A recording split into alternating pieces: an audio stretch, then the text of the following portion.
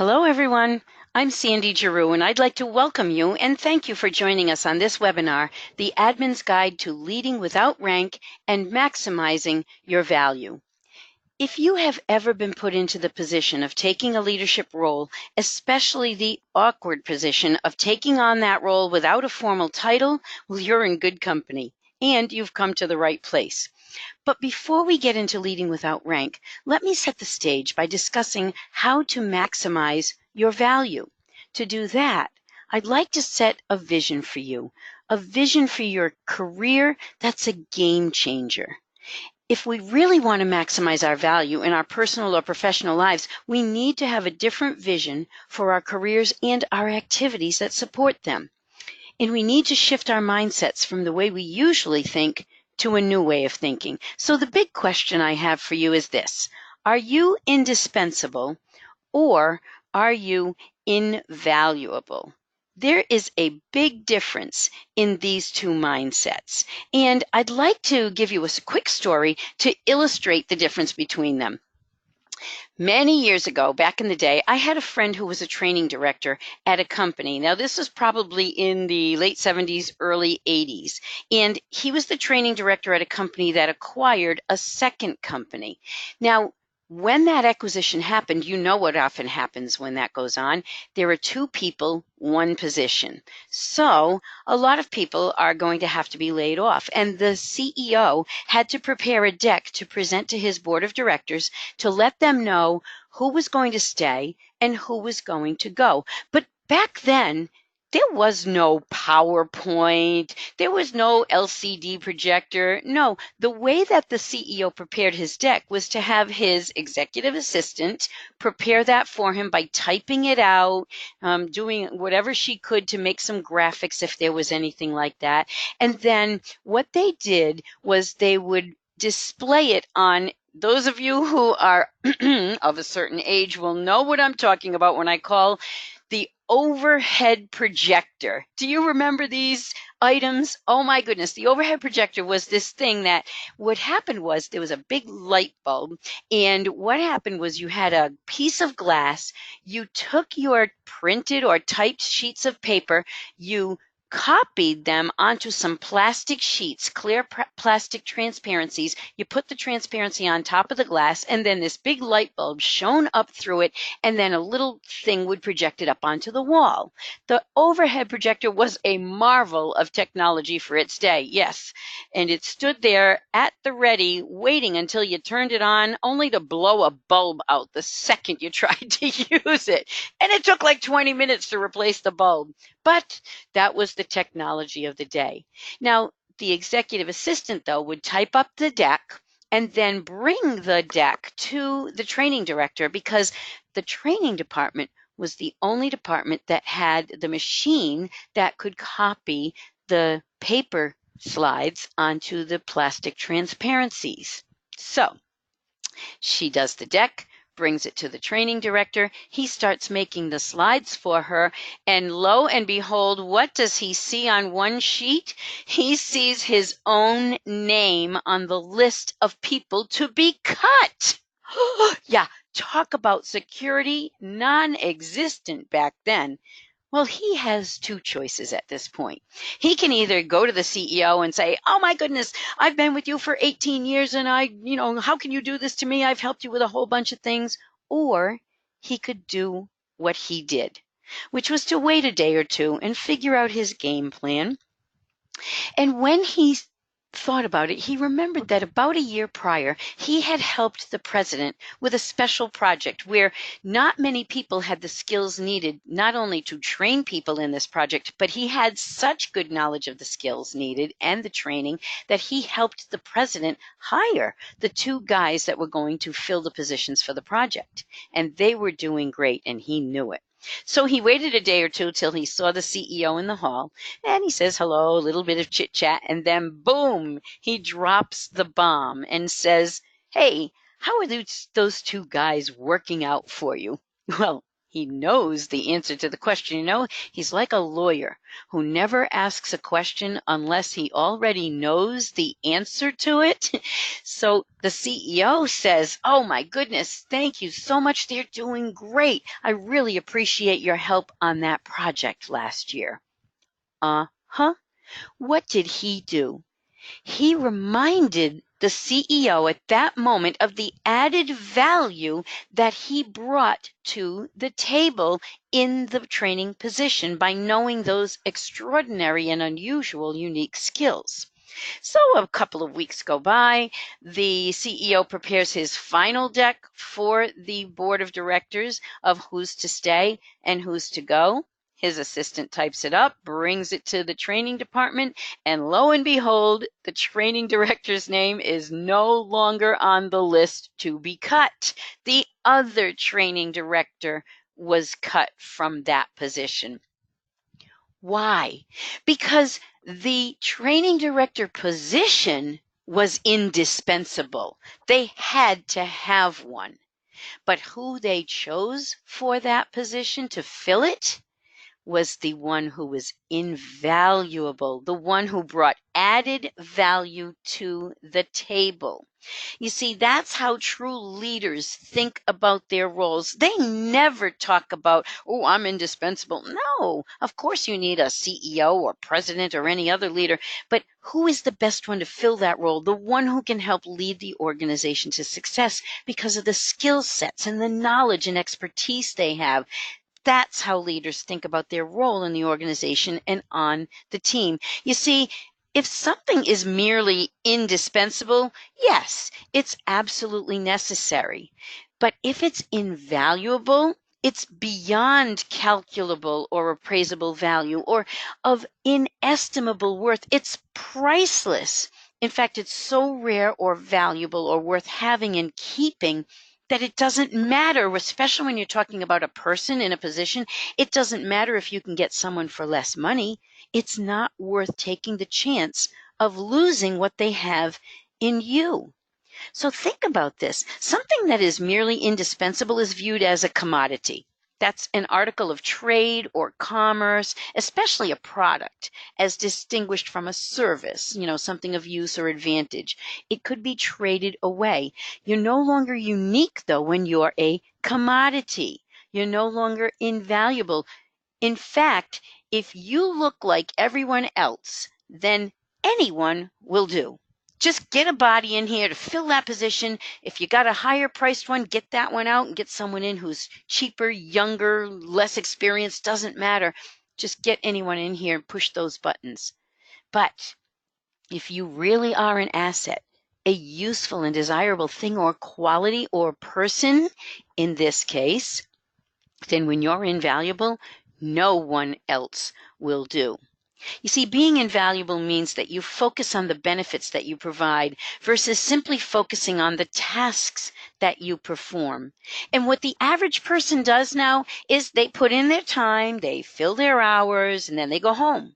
They're not on the lookout for different activities, new opportunities, or even problems that they can solve. You see a problem? Oh, well, that's someone else's problem, I'm not going to do it. They just go in, they do their job and their time, and they go home. But becoming invaluable in filling this vision, being invaluable versus indispensable, means that I'm proving my value, not just filling my hours, not just marking time till I can go home at 5 or 4 or whatever time you leave. And I want to be truly an asset versus a commodity.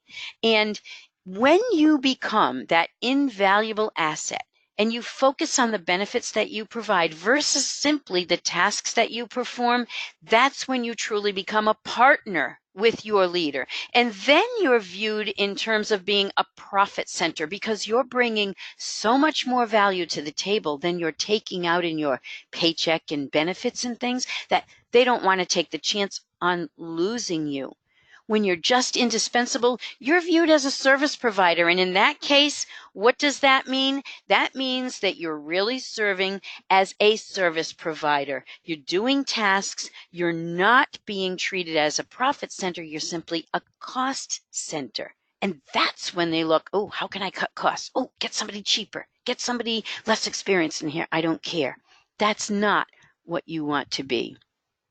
See, when you become invaluable, that's when you make a very important transition. And the transition occurs over time, and it goes like this. When you're first hired, you're basically an unknown quantity. Sure, they've seen your resume and your qualifications, but how many people are lying on their resumes and cover letters or grossly exaggerating what they can do? You see, they're hoping that when they hire you, you will be as good as you look on paper. See, they're scared too. You're worried about how you're going to fit in there, but they're worried about whether or not you really can do the job. But once you've done some great things and you've proven yourself, then you move from being unknown to being believed. Okay, I believe that if I give him or her this task, they'll be able to do it well. She can do this task. He can do many others. I need someone to do them. And a person is indispensable in this position because the tasks need to get done. But once you start proving your added value while you're doing those tasks, you become invaluable. And that's when you move from being believed to being believed in. Now they believe in your ability to handle anything that comes your way, to protect them and the team, to have their backs, to do things without being asked and without guidance, and to help others do the same. So I want to give you a quick exercise that you can begin now, but you'll finish later because you need some time to think about this. It's ongoing. And this is always changing whenever you discover new ways to do things and new things to do. So we often undervalue what we do and how we do it, don't we? It's an amazing thing how we undervalue ourselves. We think that just because we do it, well, anybody must be able to do it. But that's not the case. So I want you to think about all of your tasks and not just list them. I want you to list the top 10 tasks that you do. But I want you to think about, how do I do it differently than anybody else? How do I add value? How do I add benefit? There's a couple of examples on your screen, and the handout that's being provided to you in accordance with this webinar also gives you some other things. So I want you to think about, how do I do things differently? Maybe when I do research, I do more in-depth analysis than most people. And that means that the person I'm doing this for doesn't have to think of everything up front because I've got their back. Maybe I can capitalize on important correlations that other people won't see. Maybe the way I do the travel arrangements makes it so easy and seamless on everyone. It's stress-free, worry-free. There's less time wasted.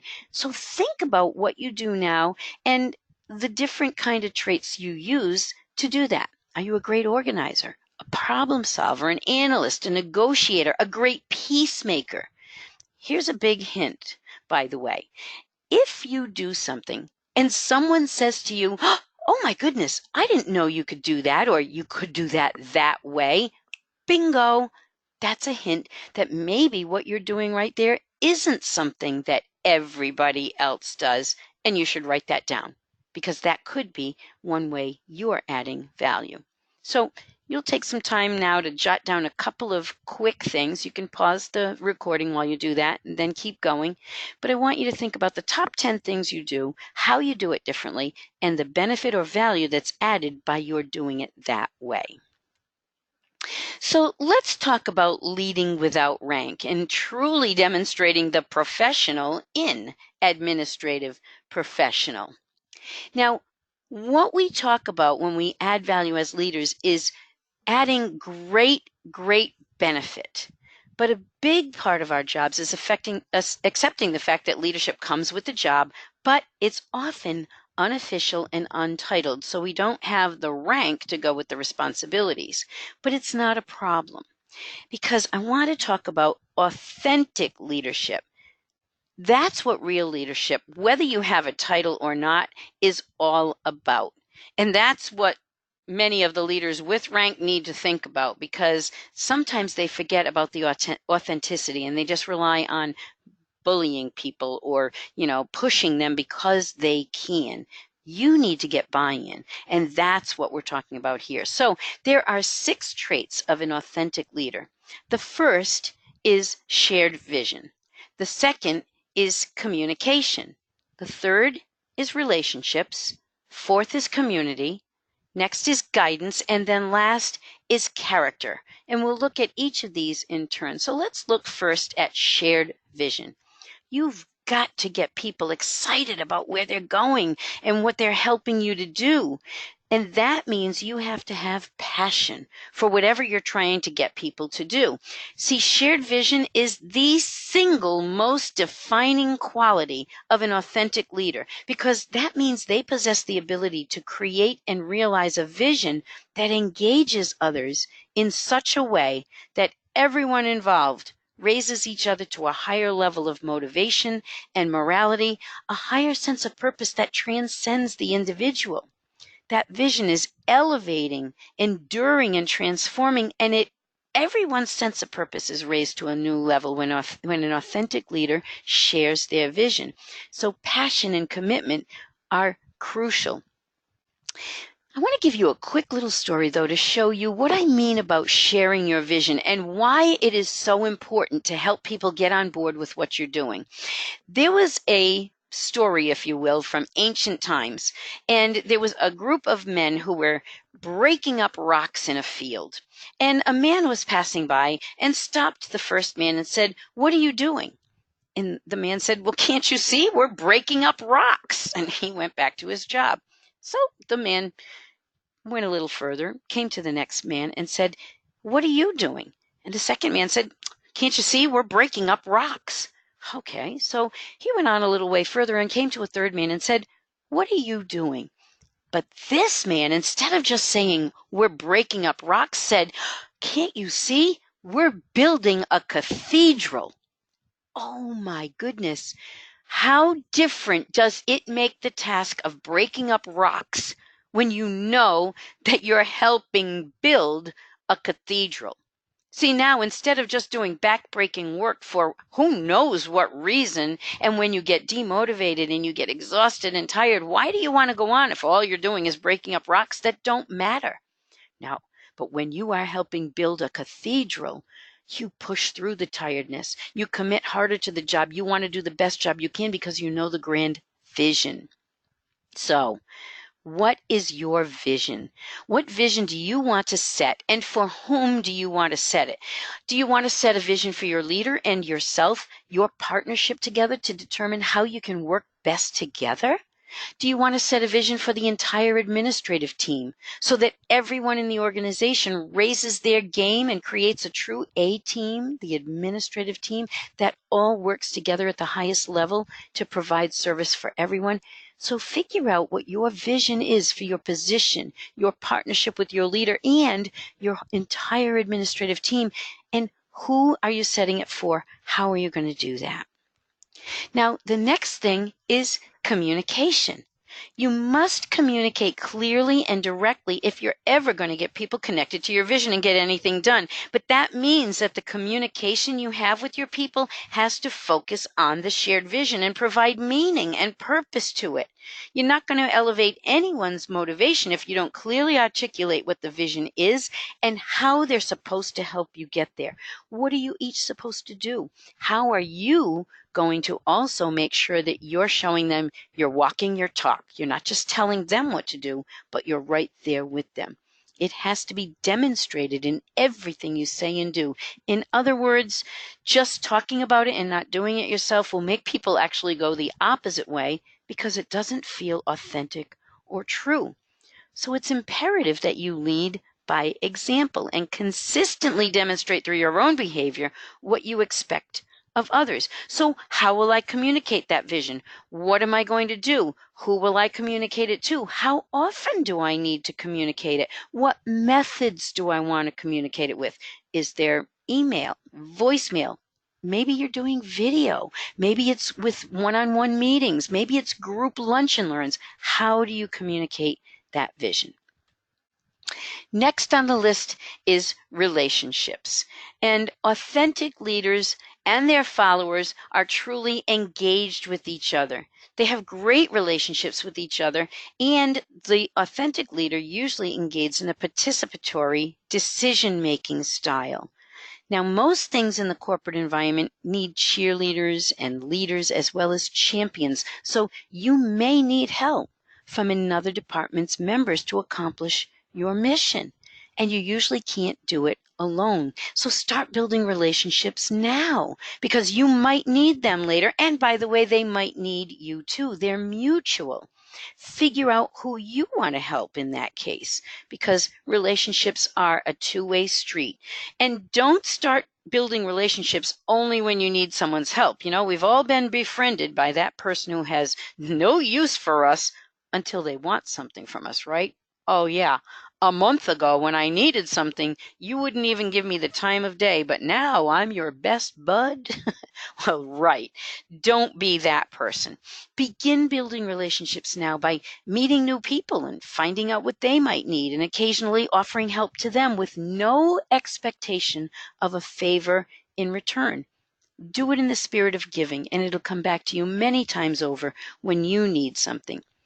But this also means that in addition to our fun and buddy type relationships, we must also be very strategic about building other relationships.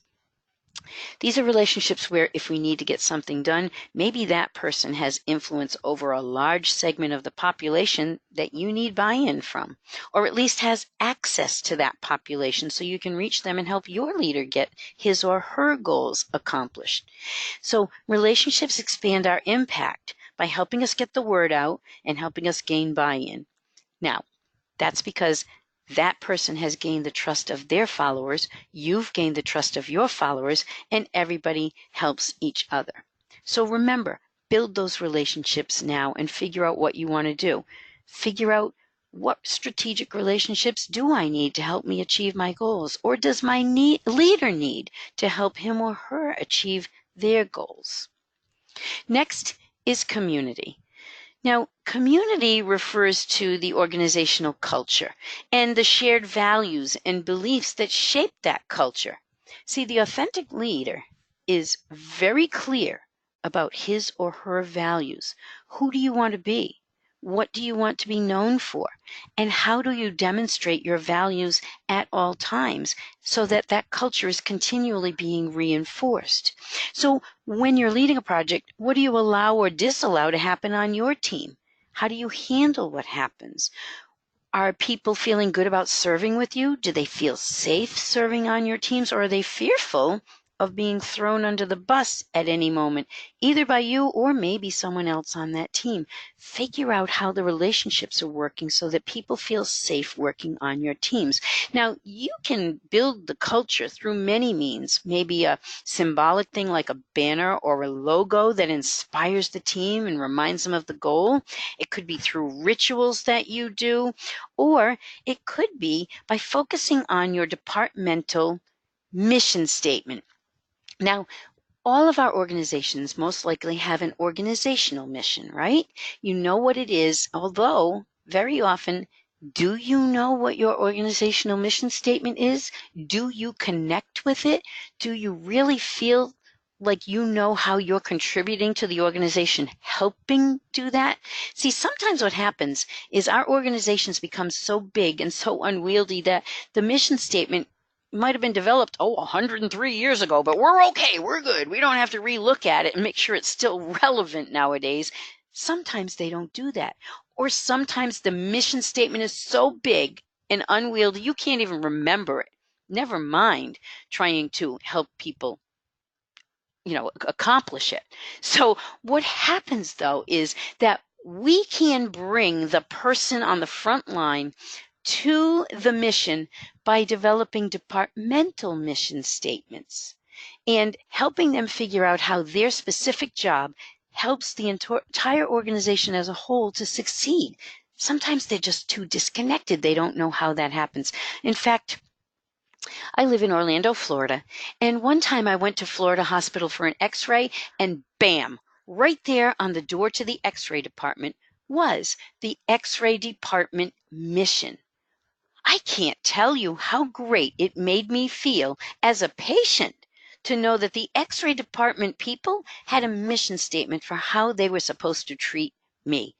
And they posted it so patients could feel good. They could be reminded of what to do. It helped everyone feel really great about being in that department. So if you don't have departmental mission statements, maybe you can help develop one.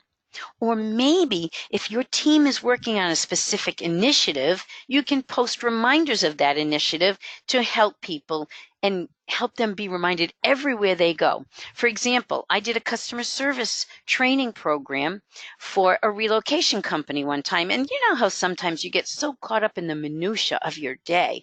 And this was happening at the relocation company too. They were so focused on, oh, when does the truck have to be there? When does it have to arrive? How many packers do we need? How many pounds of furniture are we moving? You know, and they're focusing so much on the minutia, the details, that they forget, wait a minute, that we're doing this for people who are sometimes moving under great circumstances and people who are sometimes moving under duress. And even under the best circumstances, moving is not easy and often not fun.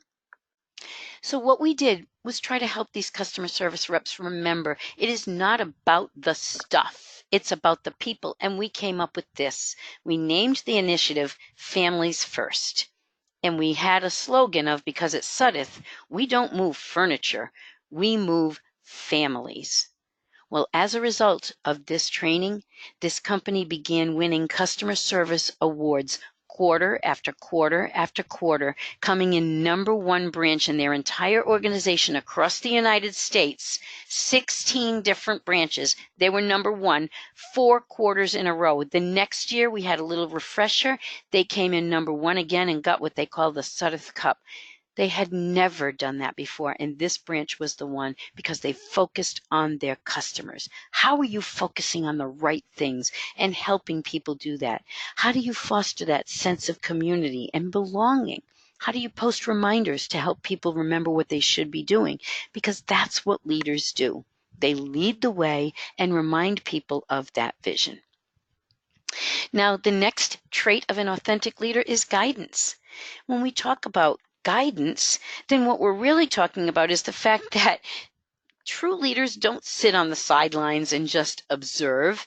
They teach, they coach, they mentor, they look for opportunities for other people to shine, and they inspire them to be great, to be better than they are now by leading by example. So what do you do to inspire greatness? Who do you know who needs coaching or mentoring?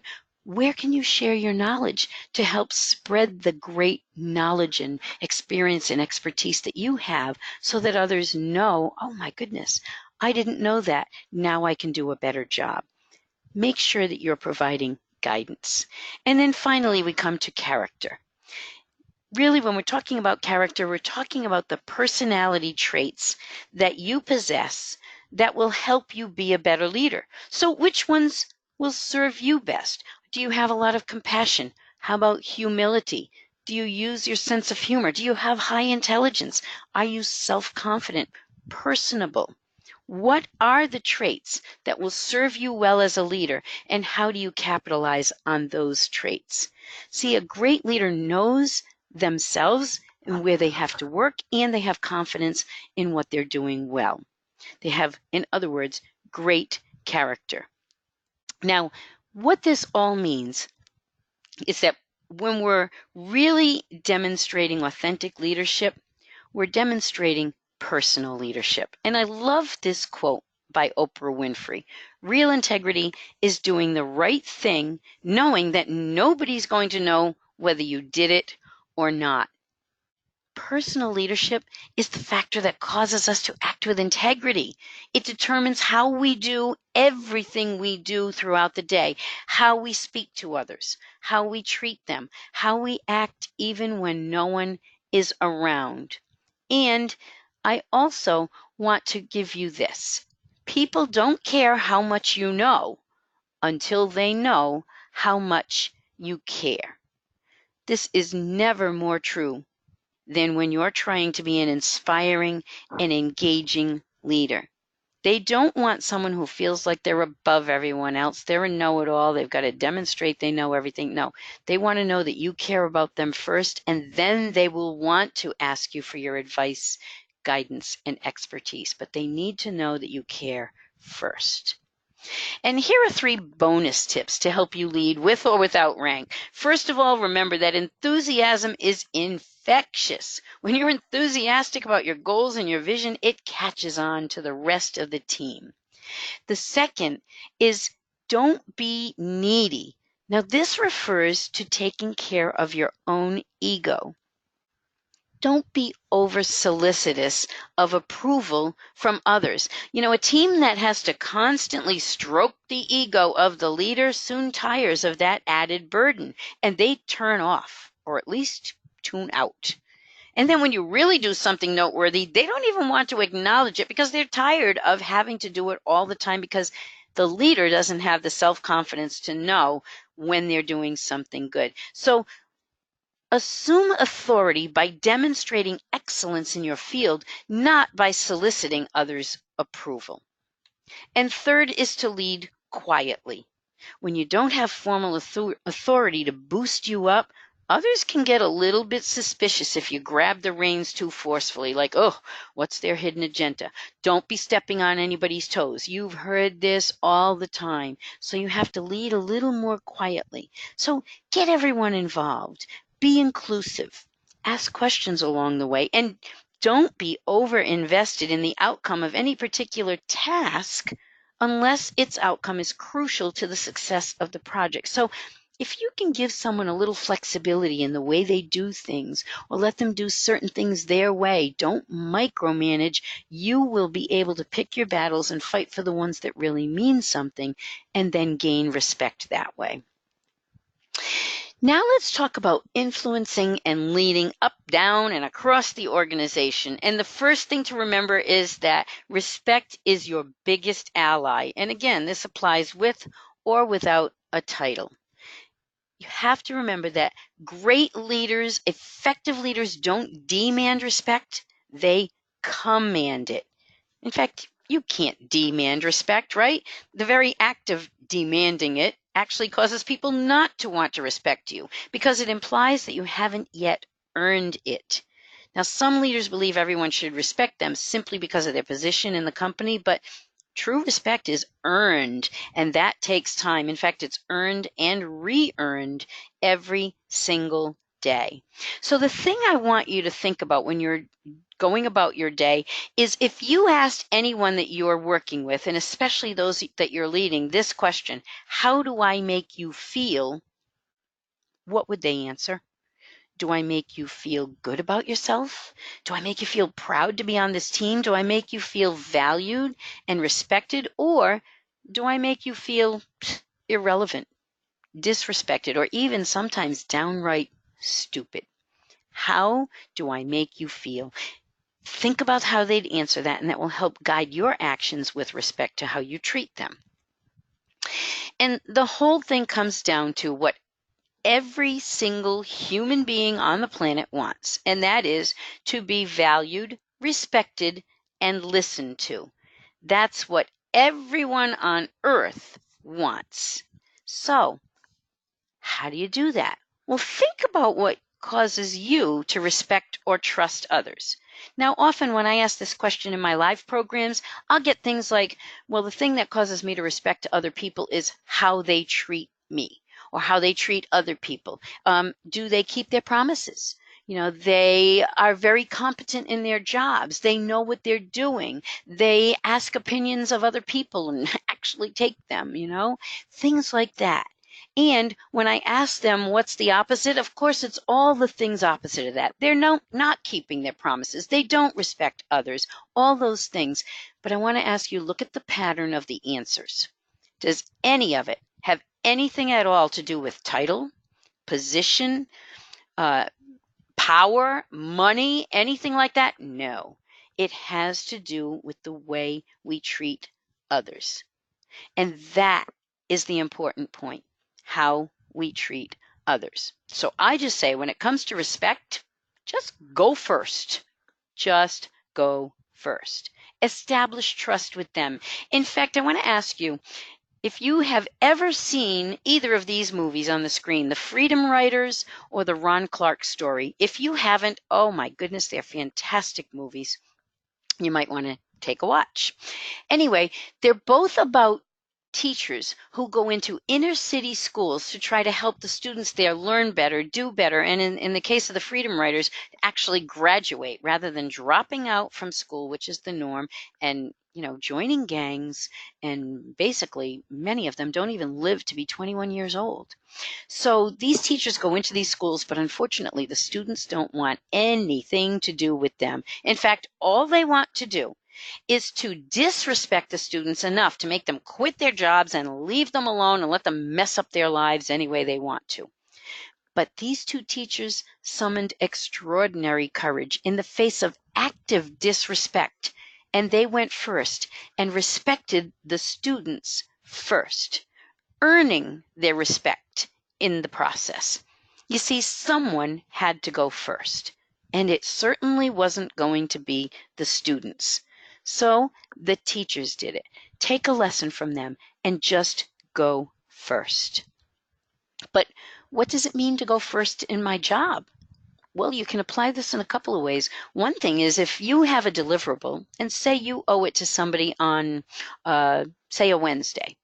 Well, what if you got it to them on Monday or Tuesday instead of waiting to the 11th hour and giving it to them on Wednesday? Because what if they need to do something with it and they're waiting on 10 other people and everybody waits till the last second? Well, now they're scrambling, right?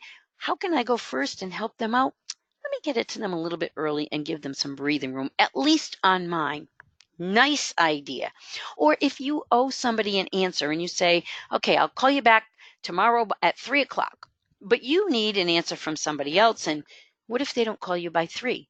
What do? Well, I hope you're thinking in your own mind, I'd call them anyway, even if it's just to say, I'm calling you to tell you I have nothing new to tell you, but I didn't want you to think I forgot about you. See, that's the problem. You know you're still working on the problem, but do they? No. Go first. Never make them wonder what's happening. Just let them know and ease their minds. And sometimes, these are all great, but sometimes the best way to show respect is to show the unexpected gift of grace when things go wrong. We all have things that go awry every once in a while. And usually when they do, we're beating ourselves up pretty darn good about it, aren't we? Well, we don't need 500 other people coming to us and beating us up in addition. So I want you to think about this. The next time something goes wrong for somebody else, understand that they're probably beating themselves up. And if something really doesn't need to be said, hold back. Give them the benefit of the doubt. Commiserate with them. Oh, I've had that happen before to me too. Don't worry about it. The unexpected gift of grace when things go wrong can sometimes be the best gift you can give anybody else. And there are a couple of nuances of respect that I want to show you. And mainly it's, what is the number one indicator of subtle disrespect? I did an informal survey one time, and I asked this question: what is the number one indicator of subtle disrespect? And you would not believe it. 93% of the respondents came up with one answer, and it was not paying attention or being fully present when someone's talking to them. That is a huge indicator of subtle disrespect. So you can avoid disrespecting somebody just by being present when they're actually talking. When we're talking about respect too, let's talk about 5 specific best practices of influencing and leading, and they all relate to respecting others and finding out the styles that will work best. Number 1 is that no top-down leadership styles. Now, there are 11 different styles 10 of them that are specific and one that is kind of fluctuating, right? It's situational. You have that in your handout, but you don't want to use a top-down autocratic or bureaucratic style when you're leading without rank. The best ones that work in our positions are the participative, the servant leadership, or the transformational ones. The required skills for these are you have to be great at networking. You also have to be really good at negotiating so you can get the best deal for everybody, creating win-win situations. You have to be able to build alliances. That's why those strategic relationships are important. And you have to have the power of persuasion to be able to show people and articulate why this would benefit them. Now, in your handout, again, there are the 11 styles. The servant leadership for us is actually the very best, but participative and transformational are great. Situational is really important for you because you may have to change your leadership style depending on a situation. You may have to become more authoritarian if you need something done very quickly and get something like, hey, you go do this, you do this, you do this, and I need it done quickly. Please help me. But see, if you're a servant leader most of the time, when you have to become bureaucratic or autocratic, they won't mind. The least successful leadership style, with or without a title, is the delegative or laissez-faire, where they just kind of, you go off and do it your way. I don't check back on you. I don't remember human nature needs people to keep checking in, and they're just too lazy about it. So take a look at those styles and figure out which is your natural style and how can you be more situational when you need to. Here's a quick fable by Aesop. The north wind and the sun were in a competition to see who could force a passing traveler to take off their coat. So the north wind went first, and as hard as the north wind blew and blew and blew, the tighter the passerby held their coat to them. But then the sun came out and shone down on the traveler with the warmth and beauty of the sun and caused the traveler to take off their coat. So the moral of the story is that persuasion is better than force. And for me, the full moral is that kindness, gentleness, and persuasion win where force fails. So looking at gently persuading, here are 5 quick tips to help you gently persuade. The first one is just offer facts as needed. Know your audience. If you know that they don't want a million pages of detail, do not try to give it to them or they won't be able to make a decision. You can't persuade them. Point out the benefits to them. Remember that everybody's favorite radio station is WIIFM. What's in it for me? So point out what's in it for them. And then give the other person time to adjust to the idea. Remember, when you're presenting it, you've had time to think, mull it over, position it. They're hearing it for the first time as you're presenting it. So give them a little time to come to the right conclusion. Maybe offer a compromise if your solution doesn't work. And if you give them the time, they might just come to their own conclusion, which matches yours, by the way. And then they have more buy-in and more ownership because it's not just your decision forced down their throats. They came to the same decision and will help you put it into place. There are also 7 techniques for using indirect influence, and I have permission from manage-train-learn.com to use these 7 tips for you, and so I'll give them to you. They're also in your handout. The first is the what-if statement. Now, that's a hypothetical way of gently suggesting a solution to a problem. You know, what if we computerized instead of we need to computerize? Okay, so gently persuade. The second person quote. Sometimes you can talk about your solution as if it were happening to someone else, and then the other person will relate that story to their situation and say, oh, you know, you could say, I know accounts had the same problem and they used consultants. Oh, wow, maybe we could use a consultant. The third is a softener. That puts proposals in a way that gives the other person room to think. So you'd say things like, do you think it might help if, or I wonder whether, or maybe we could. The next is a visual metaphor, and this just helps people see things in a different way, a very clear way. I love this one because the example they give is this problem is like untangling spaghetti. Oh my goodness, doesn't that tell you exactly how difficult that problem is? Yes, it does. The next one is the repeated yes. Now, several of those will put the other person in a favorable frame of mind. So you'd ask a question like, well, we need more business, don't we? Well, yes. And we need more revenue, wouldn't you agree? Yes. A computer would be more efficient and cost profitable, excuse me, and more profitable, wouldn't it? Oh, no, that wouldn't help us. Of course, they're not going to say no. Get them saying yes, yes, yes. The next one is a presupposition. That gets your boss to, or someone else, to mentally accept your solution. So if you were trying to get a computer, you'd go to the next question of, well, what software would we need for a computer like that? And they start thinking about what they'd need, assuming they had it. And the next one is modest influence. It's just a way to put forward a view so that you're not arguing it to certainty. For example, you can say, well, if I'm not mistaken, or I'm fairly sure this would work. That helps soften it a bit as well. So these 7 tips for using indirect influence can help you in our position as well. Now, that wraps up the first set of best practices. Going on to the second, we have to just buy into the fact that knowledge is power. And so you have to learn all you can first about the other players. Like, what is their language? What's their culture? Do they like eye contact? What's their communication preference? What style do they like? What vehicles do they use? How often do they want you to communicate? And at what level? Those accountant and engineering types are going to want a very detailed level and probably frequent communication.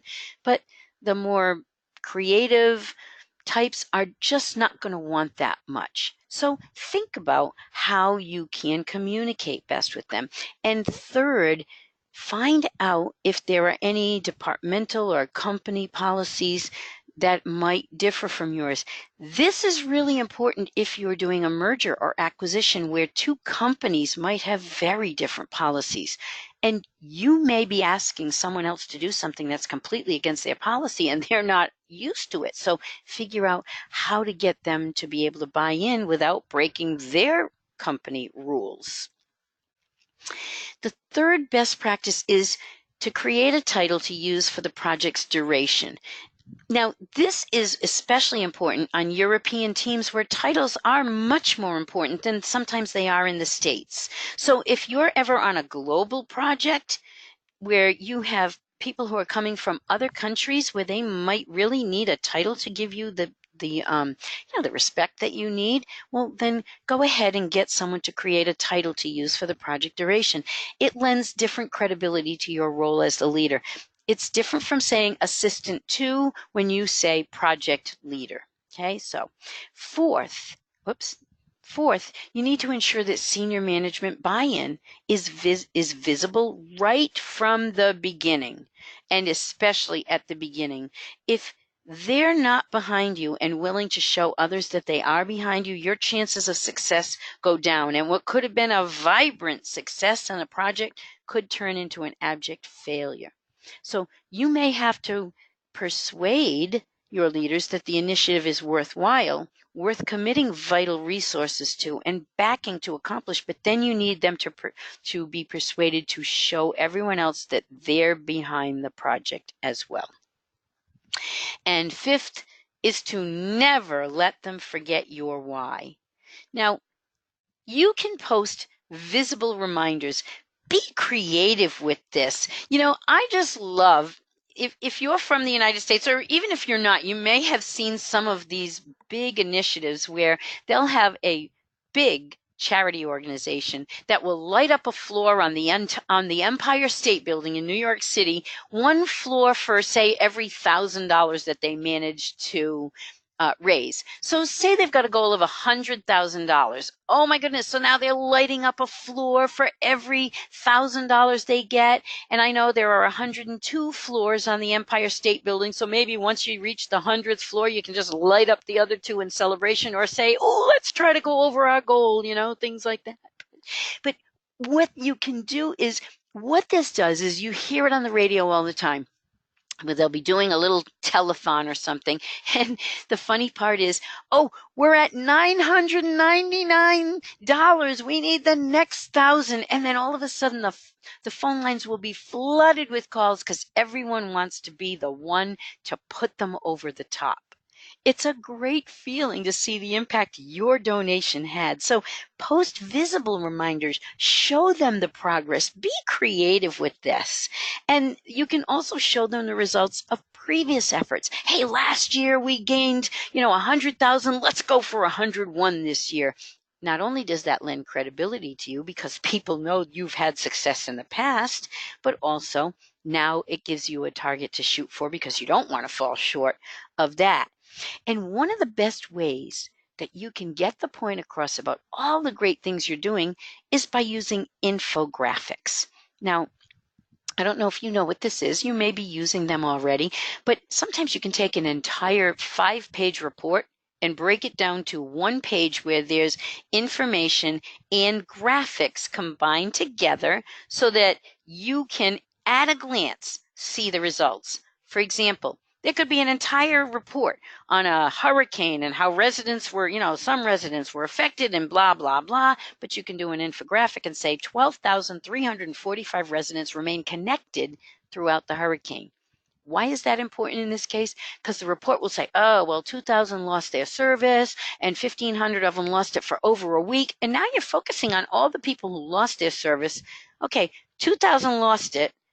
500 of them only lost it for an hour. 1,500 were really affected because blah, blah, blah.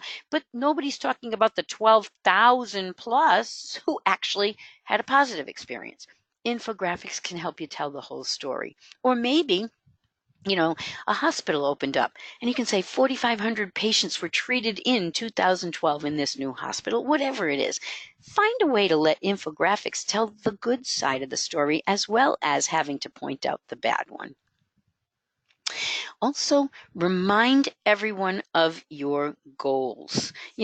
When people are going on and on and on, especially with a long project, they sometimes forget the goals. So can you plan a field trip or something for them?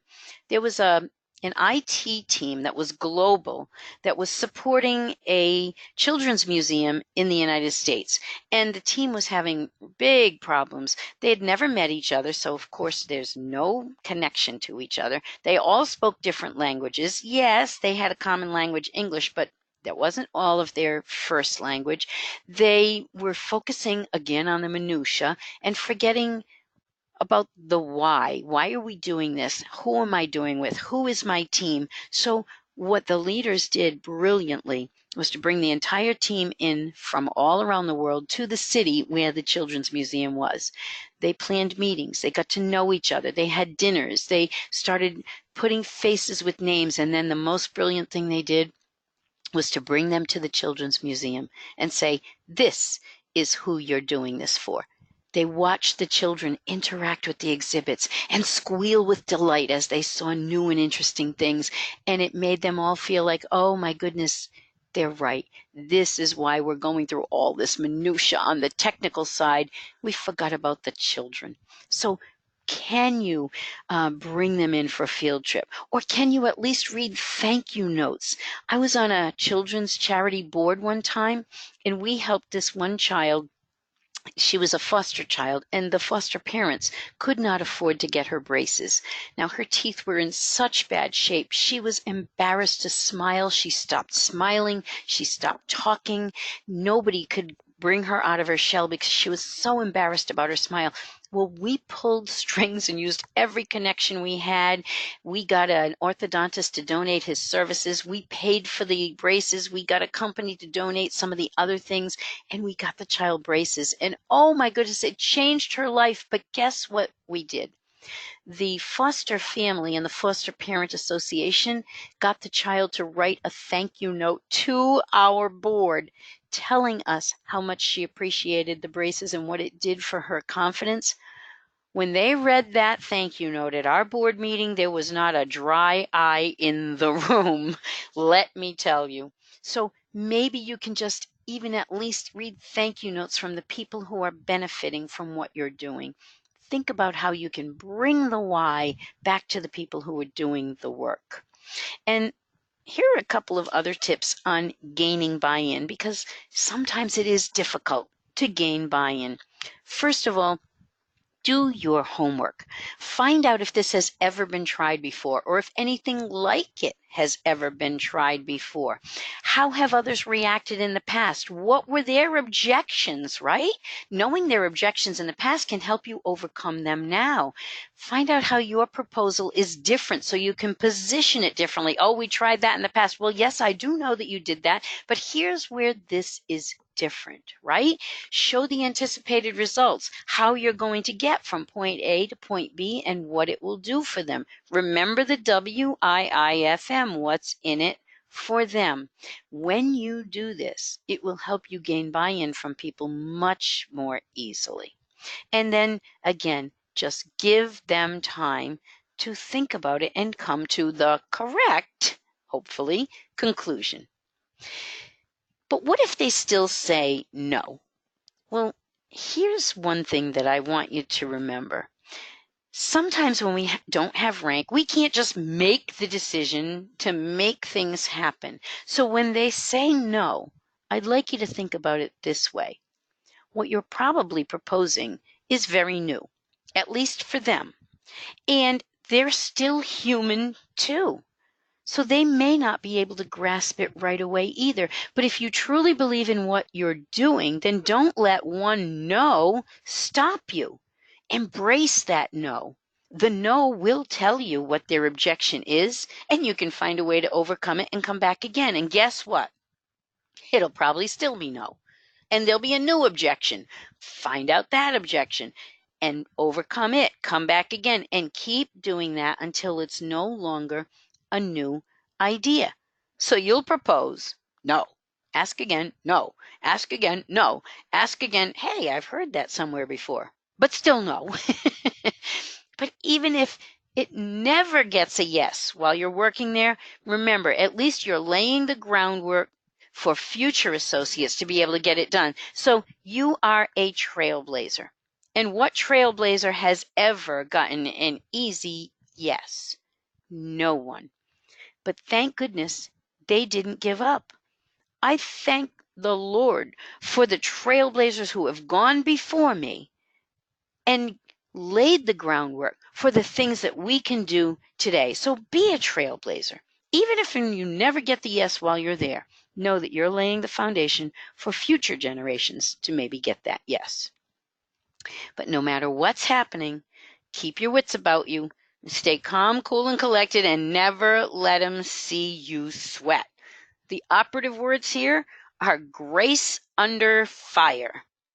But all this leads up to one critical fact, and that is that by becoming more effective leaders, we're helping build the reputation of not only ourselves, our team, our partnership, but the entire team of administrative professionals in our organizations, and it helps build the reputation of administrative professionals around the world. There is a huge worldwide movement, as you know, going on to raise the level of credibility and respect for our profession, which is long overdue, right? So build the A team. Make sure that you're a big part of the effort to do that. And here's one final note about attempting things you may never have dreamed of attempting before in your career or even anywhere in your life. You never know what will happen until you try. And I want to give you a quick story because there was a woman who attended one of my sessions at an administrative professionals conference. And when she heard me talking about this particular point, she said, Sandy, I'd like to send you a story of something that I did because it was just so shocking and so wonderful. I want to share it with you. And I will read to you the email that she sent me to tell me the story. She says, so my dear friend, whom we'll call KDR, was diagnosed with stage 4 breast cancer of the spine and liver in January 2015. She was given 2 to 6 months to live. After trying to think of something I could do to bring a smile to her face, I remembered that she's a huge British monarchy buff. The night that I learned of her news, I wrote to 12 members of the royal family. The letters were identical except for the recipients' names. I explained in the letter that KDR is a huge fan, that she is ill, and she couldn't make her planned trip to England last summer. I asked if the recipient could send KDR a note of encouragement. Within 4 weeks, the Queen wrote a personalized letter to me, offering her best wishes to KDR. She included a photo of herself and Prince Philip, suggesting that KDR might like to have the picture. That arrived at my office. When I went home that night, I had 1 letter each from Prince Andrew and Princess Anne. The Queen wrote the longest and most personable note. The Duke of York wrote a couple of paragraphs, and the Princess Royal noted that it's long royal tradition not to write to people they don't know because of the demand. When I delivered these 3 letters to KDR, our mutual friend recorded her reaction. It was priceless. She shed tears of astonishment as I handed her each letter one at a time. I also heard from William and Kate and George, Harry, Charles and Camilla, the Duke and Duchess of Wessex, the Duke and Duchess of Kent, and Princess Alexandra. KDR was thrilled to receive piles of letters and photos from the royal family. She and her family, as well as my colleagues and I, have had such a great time with them. Mostly, I'm thankful for the royal family obliging and taking the time to send KDR their best wishes. I don't know about you, but even if I had thought of that fantastic idea, I think what I probably would have thought at first was, ugh, they'll never respond, so why bother, right? Yes. Well, she said, I don't know if they'll respond or not, but if I don't even try, the answer's definitely no, so I'm just going to write and see what happens. And I just cannot believe, she couldn't believe how gracious this royal family was and responded anyway. So you never know until you try. Don't shut down your options by giving yourself a no rather than giving other people the chance to say yes. Now, if you've ever been in any of my sessions, you know that I always give an action plan because I don't want you to learn things throughout the day today and then not do anything with it. So I want you to consider the first 3 steps that you can take and set an expected completion date within the next 7 days based on what you learned here today. And let me give you a quick reason why this is so powerful in a story called 3 Steps, No Fail. A friend of mine who is a singer and a speaker wanted to sell 100,000 of her CDs in Nashville, very competitive place for a country music singer, which she was. So she went to Nashville. She's trying to get things done, going nowhere fast, when she has dinner with her uncle one day. And he says, you've got to try 3 steps, no fail. You have to think of 3 steps you can do in the next 7 days at which you cannot possibly fail. Once you do those 3 steps, the next 3 steps will be revealed to you, and 3 steps at a time, at which you cannot possibly fail, you will achieve your goals. So she went back. Her first step was to buy a book on making it in the music industry. Can't fail at that. Her second step was to find out the prices for voice coaches in her area so she could get her voice conditioned. Can't fail at that. The third step was to order cable so she could get the Nashville network. can't fail at that. And guess what? 3 steps at a time, she sold 100,000 of her CDs in competitive Nashville in the next year. You can do whatever you set your mind to, 3 steps at a time, if you make an action plan and just start on your way. Now, if you've appreciated this, I love for you to stay in touch. I have a blog, wowplace.com. You can visit my website. I offer programs for companies and organizations if you'd like to visit there and see the kind of programs I have. I'm on Facebook, Twitter, LinkedIn, you name it. I'm pretty much on it. So I'd love to get in touch and stay in touch with you that way. And as we close out the webinar today, what I'd like to do is have you remember this. You can do whatever you set your mind to. It may not be easy, but keep this quote in mind. There are always 2 choices, 2 paths to take. One is easy, and its only reward is that it's easy. Do we really want to do things because they're easy, or do we want to do things because they're worth it? I want to do things because they're worth it. Thank you again for joining us today. Let's celebrate our administrative roles and leadership and our impact by remembering that you have more power and influence than you think, and you can absolutely achieve your personal and professional dreams if you always remember to maximize and demonstrate your value and take the risk to become invaluable in your roles as administrative leaders. Have a great day.